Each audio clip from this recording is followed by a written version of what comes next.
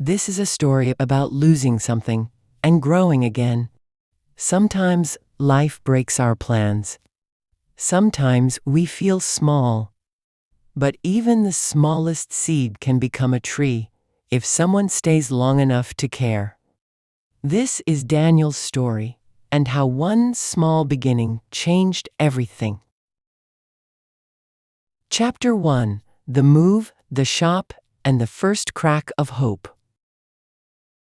Daniel once lived in a noisy city, a place full of tall buildings, bright signs, and people who always walked fast.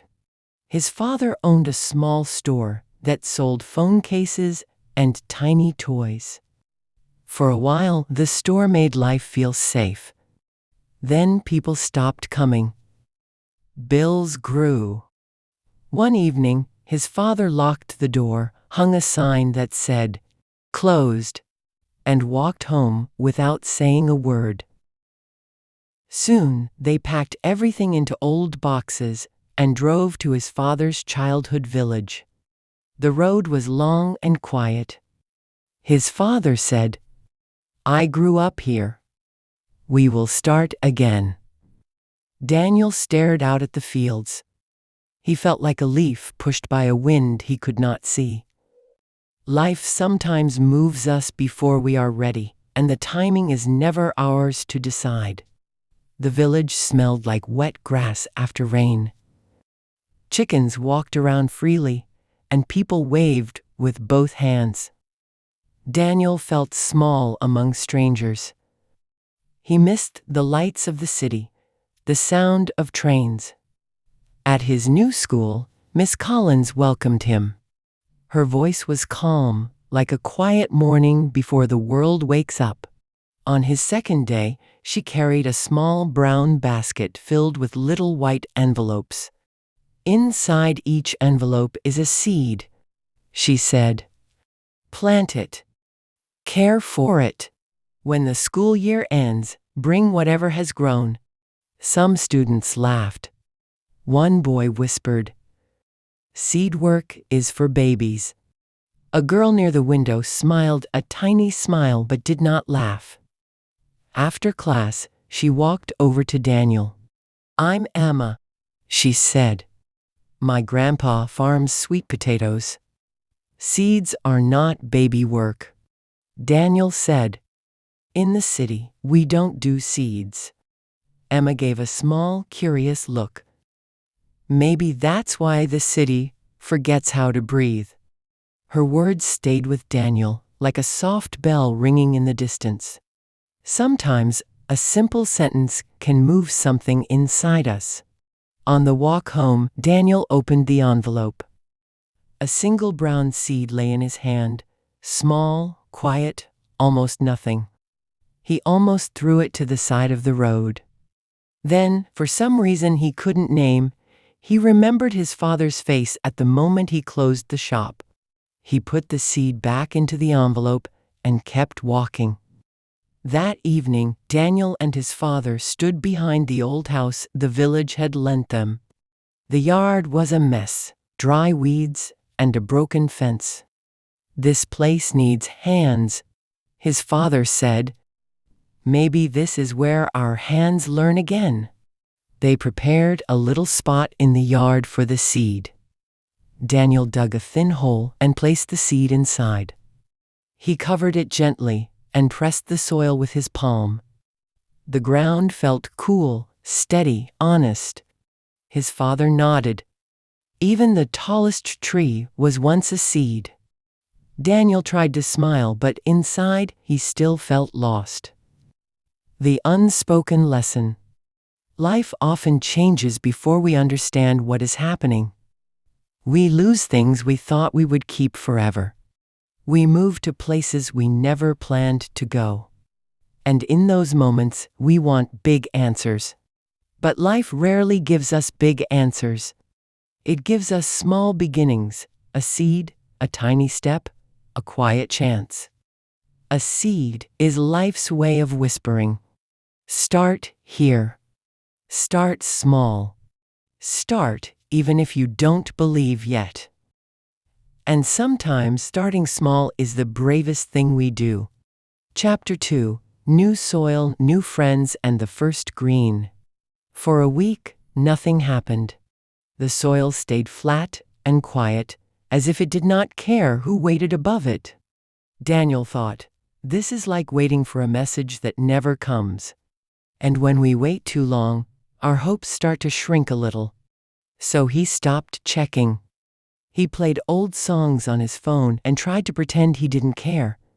One morning, while getting water, something small pulled his eyes back to the ground. A thin crack ran across the soil, like a tiny door opening from below. From that door, a soft green point pushed upward, uncertain but brave. Daniel knelt down. "You're alive," he whispered. He didn't notice he was smiling until his cheeks felt warm. Sometimes life does this. Just when we're ready to stop hoping, the first small sign of change appears. Maybe it waits until our busy thoughts are quiet so we can see clearly. Later that day, Emma came by with a small notebook. "Grandpa says sprouts need light and gentle water," she said. "Not too much." She poured water around the sprout as if she were giving tea to a guest. "You have to learn the plant," she added softly. "If you're patient, the plant will tell you what it needs in its own quiet way." Daniel laughed. "Plants talk?" Emma leaned in. "Not with words. With color, with how the leaves stand, with how the soil dries." Her voice was simple, but the truth inside it felt bigger. That evening, Daniel's grandfather came from a nearby town. He walked slowly with a cane, but noticed everything. He touched the soil with 2 fingers, like greeting an old friend. "Good soil," he said. "Your father played here as a boy. He fell from that apple tree and cried so hard." Daniel looked at the old tree and tried to imagine his father small and loud. It was strange, realizing your parents had stories before you existed. At dinner, grandfather shared a small memory. "When I was young, a flood washed everything away. People said nothing would grow that year. But I still planted my beans." Plants don't listen to fear. They only listen to sun, water, and time. His story was simple, but the truth inside it was steady and real. Nature doesn't wait for perfect conditions. It doesn't wait for people to agree. It simply begins again. We're the ones who pause. We hesitate, worry, and ask if we're ready. But the earth keeps teaching the same quiet lesson. Growth starts the moment you choose to try, even after a hard season, even after people say it won't work. And sometimes a new beginning is enough. For a seed, for a tree, for a person.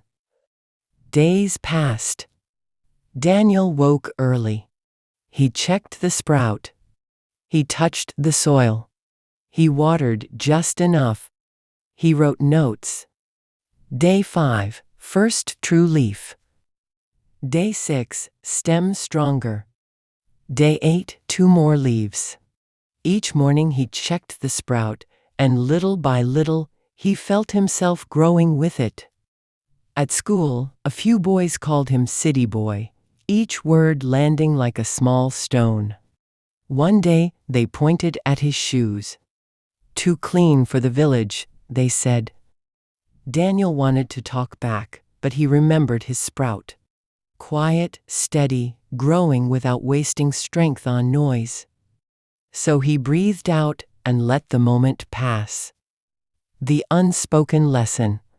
Real strength is built in small, steady steps. We look for big signs, but the real challenge is showing up on the days when nothing changes. Most growth is slow. You plant, you wait, you look again.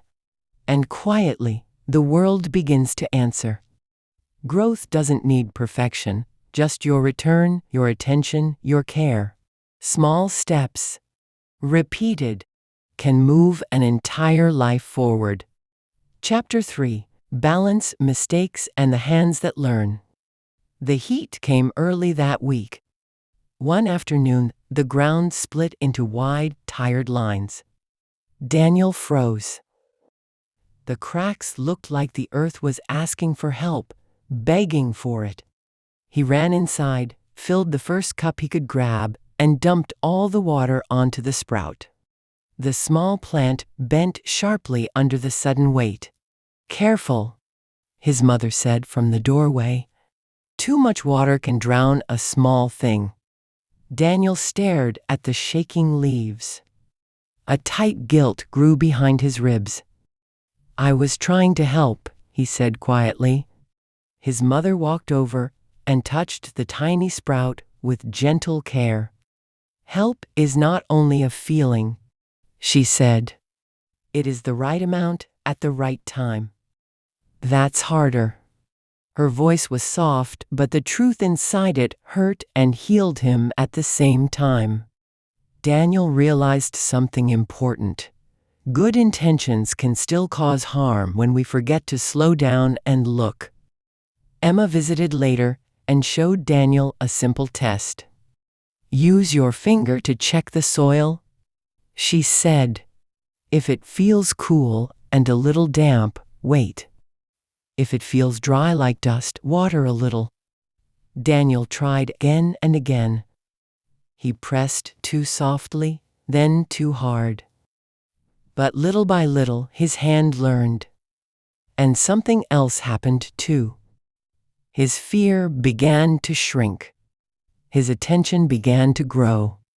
Sometimes the body understands before the mind does. A few days later, tiny green caterpillars appeared. They chewed small holes into the leaves, little bites shaped like half moons. Daniel lifted his hand to crush them.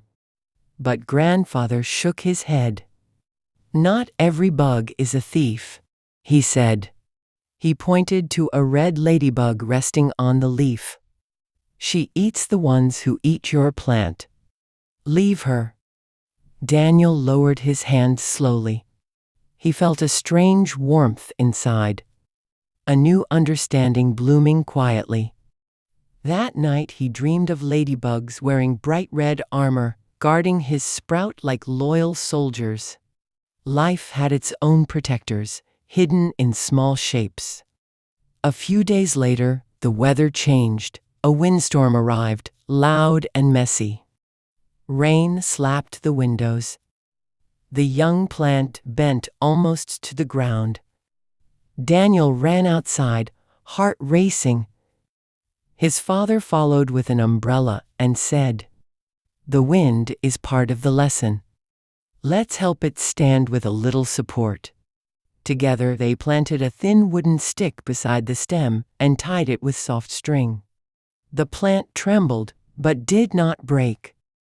Daniel whispered, "Hold on," more to himself than to the plant. A quiet thought rose in him. Maybe strong things are not the ones that stand alone, but the ones that accept support when the wind rises. At school, the city boy jokes began to fade. One of the boys, Jun, walked with him after class. He watched Daniel check the soil and smiled a shy smile. "You really care," Jun said. "I didn't know city kids cared about plants." Daniel laughed. "The city makes people miss what they don't have." Jun nodded, thoughtful. The two boys pulled weeds together in quiet teamwork. A small door between them opened, slow but steady. Miss Collins gave them an assignment. Write about a mistake that became a teacher. Daniel wrote, "I drowned my plant with kindness. I thought love was a flood. But love is a rhythm." Miss Collins wrote a note in the margin. "Beautiful truth, Daniel. Keep listening for the rhythm." Daniel touched the note more than once that day. Some words feel like a hand on your shoulder, simple, gentle, guiding. The unspoken lesson. Balance is not something we are born knowing. It is something we learn by trying, failing, and trying again. We often think love means doing more, giving more, pushing harder. But sometimes love means stepping back, adjusting, and giving space. Think of a greenhouse flower and a weed in the open field. The flower is beautiful, but the weed is stronger. Why? Because the weed has learned to face wind, sun, hunger, and change. Too much care is not real care. This rule belongs to gardens, and it belongs to children. Too much worry makes a child feel smaller, not safer. Real love is knowing when to let someone stand in the wind, and when to offer a wooden stick only when the wind becomes too strong. When we learn the right rhythm, give, pause, watch, adjust, our love becomes something that helps others grow strong and stand tall by themselves. Chapter 4. Storm Night, the Stone Ring, and the Village Hand. Late August brought a storm with a heavy dark sky gathered over the village. The sky looked like a giant bowl turned upside down, pressing its weight on the world. Lightning stitched bright lines across the clouds. The rain kept hitting the roof, loud and quick, as if it didn't want to stop. Daniel couldn't sit still. Storms know how to touch the fears we keep quiet, and Daniel felt each fear slowly lifting inside his chest. He grabbed a lantern and ran outside. The yard had turned into a river. The plant bent low, its roots almost showing. "No," Daniel whispered. Then louder, "No." His voice cracked in the wind. Sometimes we shout not because we believe shouting will help, but because silence feels too painful to accept. Emma ran down the muddy path with an umbrella, her hair stuck to her forehead. "You'll get sick out here," she yelled, but she still dropped to her knees beside him. "I'm not leaving it alone," Daniel said. Together, they pushed soil back around the roots. They worked fast, their hands shaking but steady. Emma placed a stronger wooden stick beside the plant and tied the stem with soft cloth. Then she placed flat stones in a circle around the plant. "Grandpa's trick," she said. "Stones can be walls or hugs. Tonight, they are hugs."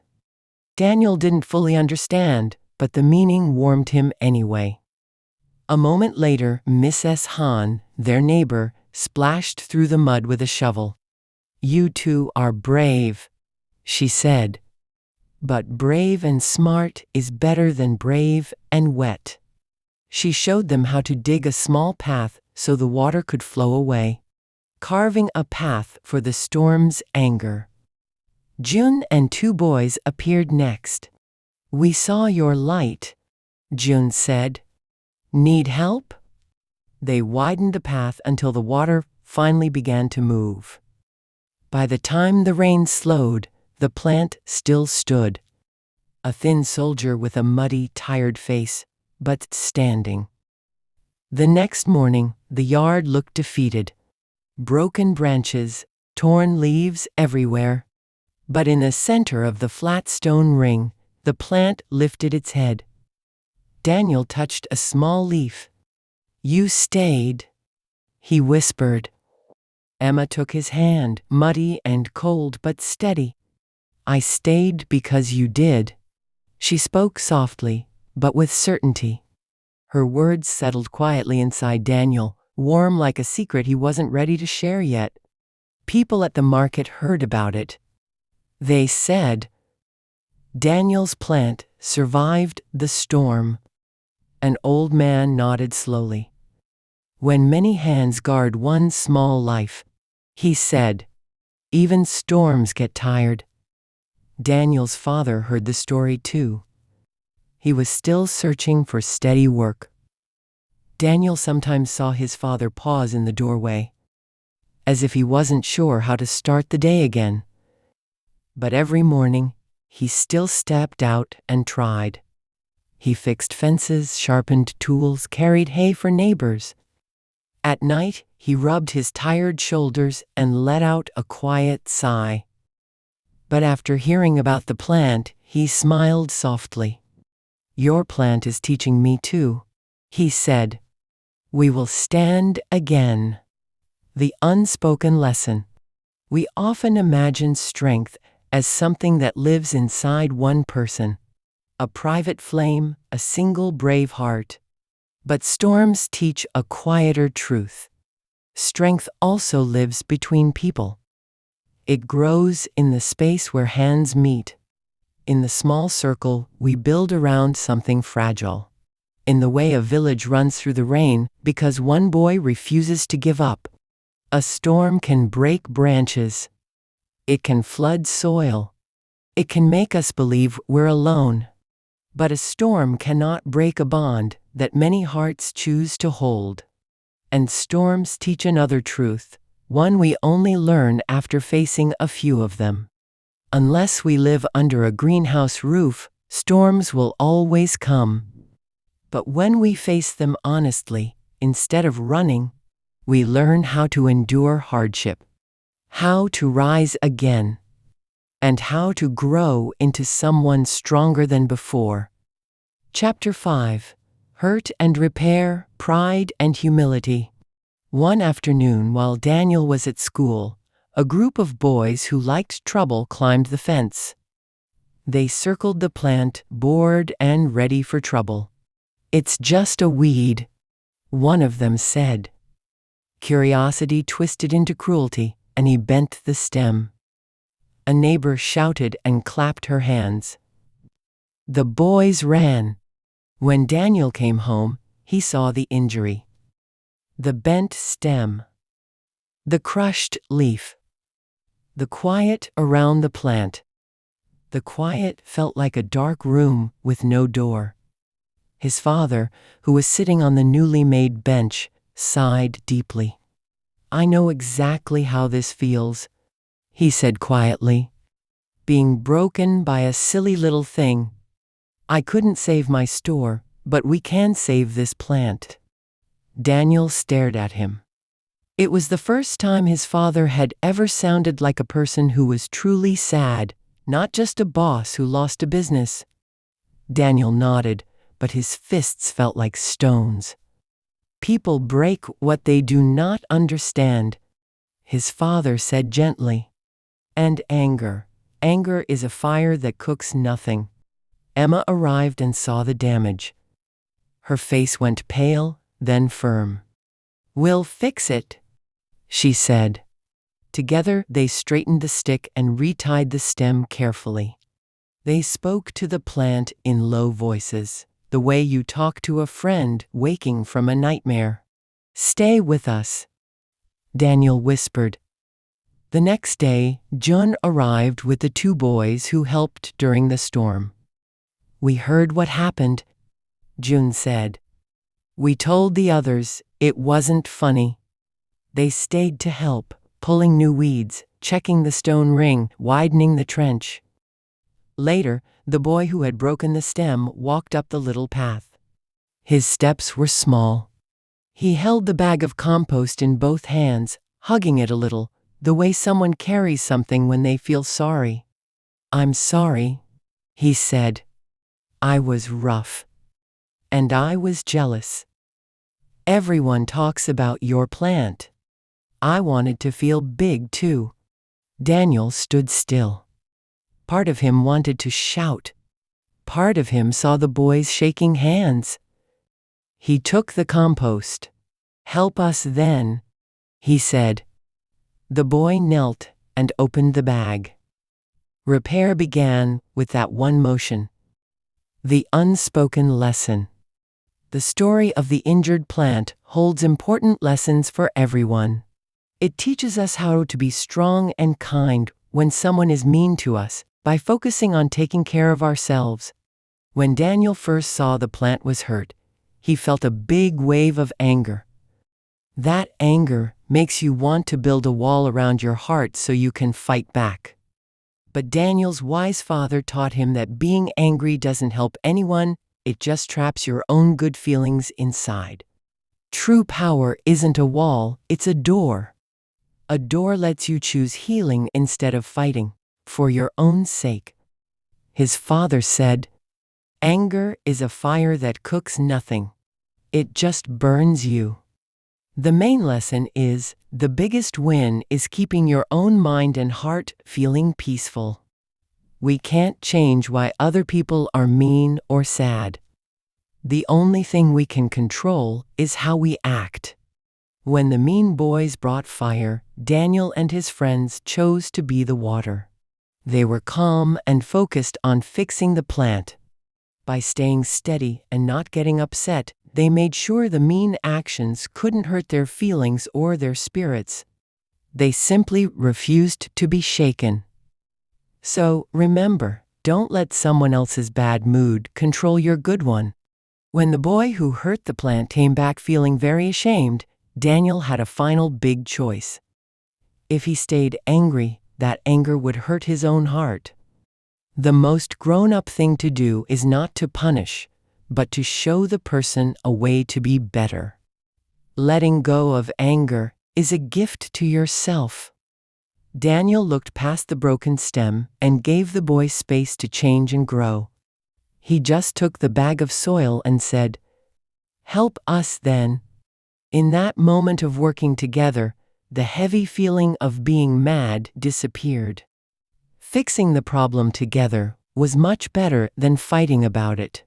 The big lesson from the bent stem is clear. Use your energy to fix what is broken and always be strong enough to give people a chance to become better, even if they hurt you, because doing so secures your own peace. And as the days passed, the tree healed, the friendships deepened, and something quieter began to grow, something Daniel and Emma didn't know how to describe yet. Chapter 6. Quiet connection, honest words, and choosing the gentle path. As the tree grew, so did the special connection between Daniel and Emma. They often studied right by the plant's roots after school, and they shared snacks. Emma would laugh at Daniel's city stories. Daniel, in turn, admired the way Emma's eyes always watched the sky, anticipating the weather. Sometimes their hands touched by accident when both reached for the watering can. Both pulled back quickly, then smiled at the ground, a little shyly. One evening, they sat in the soft light after sunset. The night singers were active all around them. Emma spoke softly. People think a deep connection is a firework. Big, bright, and loud. My grandmother says, a true bond is actually like a lamp. It doesn't try to scare the night away. It just teaches your eyes how to see in the darkness. Daniel remembered the storm night, the lantern in his hand, and Emma standing in the rain, her hair stuck to her face, her hands deep in the mud beside his. "I think I am learning that lamp," he said. They also spoke of their fears. Daniel shared his worry. "I am afraid I will fail again, just like my father's shop failed." Emma answered with clear confidence. "Failure isn't a dead end. It's just a sign telling you there's another way to go." Daniel watched the leaves move slowly in the darkness. "I want to build bridges," he said. "Not walls." Emma nodded. "Then learn from your mistakes and build it better." Later at school, the boy who had once broken the stem and later brought compost joined their small group at lunch. They did not speak of the old harm. Instead, they talked about fishing, about stray dogs, and about a book their teacher had lent them, a book about how trees communicate through their roots, sending quiet messages underground.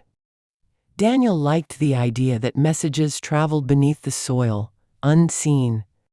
He felt happy that his friends seemed to understand what he was trying to say. The unspoken lesson. A real bond is not a sudden rush of sound. It is the daily choice to stay gentle, to be honest in a kind way, to forgive without keeping score, and to always show up when the storm hits. Chapter 7. Showing the Tree, Finding Tomorrow. As the school year came to an end, Miss Collins asked the class to bring their projects. Many students carried pots with herbs, beans, or small flowers. Some plants had faded. Some were green and proud. Daniel brought only a notebook. Laughter moved through the room like a small wave. "Where's yours?" someone asked. Daniel said, "It is too big to carry." "You have to come." They walked down the small path to Daniel's yard. The young tree was taller than Daniel now. Flat stones sat in a circle around its roots, the same stones they placed on the storm night, holding the tree like a small hug. The place where the stem once bent had healed, leaving a small scar that showed its story. Gasps rose. Jun gave a small, happy smile. The trouble boy stared and then looked down, but his mouth was soft, not hard. Miss Collins placed her hand on the tree. "You cared with your eyes, your hands, and your heart," she said. "This is what patience can become." Villagers began to stop by after that day.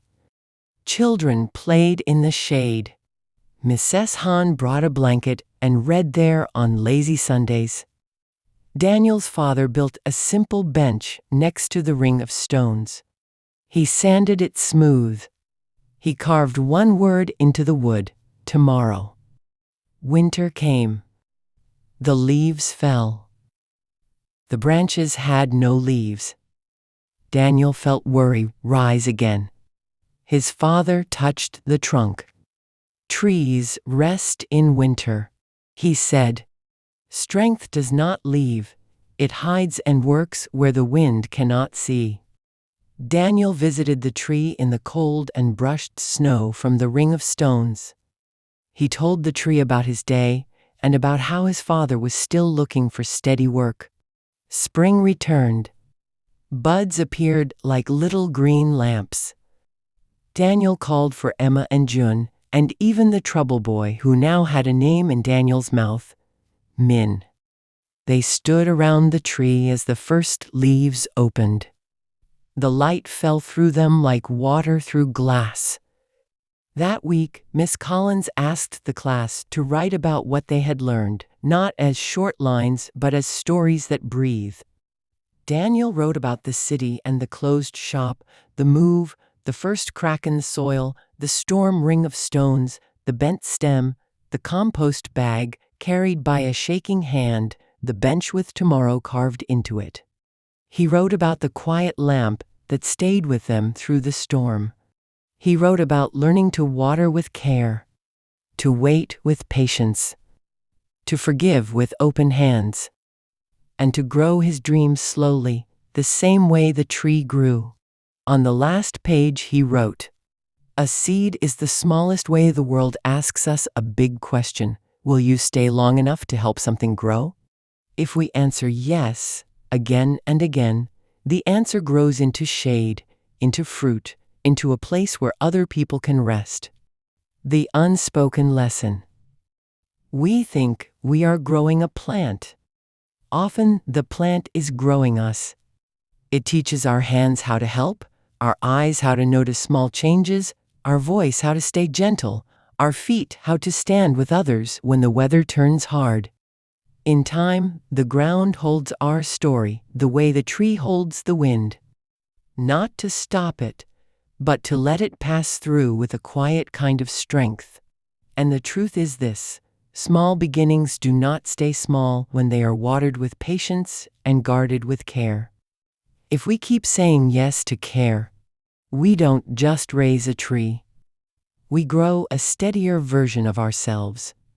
The kind that can face storms, heal after loss, and keep growing toward the brighter days waiting ahead. Epilogue. A quiet promise. When the project officially ended, something gentle and beautiful happened. Miss Collins and the students gathered all their plants, herbs, beans, small flowers, vines that had grown in unexpected directions. They brought them to the yard near Daniel's bench. They placed them around Daniel's young tree, forming a small circle of life. Some pots had little cracks, some were painted with messy colors, and some held plants that had barely survived, but together they looked like a quiet garden built by many hands. Daniel's father watched from a distance. A few weeks earlier, he had finally found steady work at the village community center, helping manage the greenhouse, repairing tools, organizing seed programs, and teaching basic gardening to children on weekends. It wasn't the life he had imagined back in the city, but it was steady, honest work that let him come home with stories instead of worry. And when he came home now, the scent on his hands was no longer stress and worry, but the rich, warm smell of soil, a sign that something in his life had begun to root again. On a soft evening, Daniel sat on the carved bench and traced the word tomorrow with his thumb. Emma leaned her head briefly on his shoulder, then pulled back, cheeks red but eyes bright. June and Min kicked a ball nearby, laughing without the sharpness they once carried. Grandfather watched from the doorway, pleased in the quiet way of someone who has seen storms and the mornings that come after. The young tree moved a little in the breeze. It didn't speak, not with words. It didn't need to. Daniel heard it anyway. You stayed. So did I. Tomorrow grows from moments like these. He nodded, letting that truth settle quietly inside him. Something warm and steady took root in his chest. The kind of strength that does not shout. The kind that grows the way trees do. Slowly, honestly, and toward the light.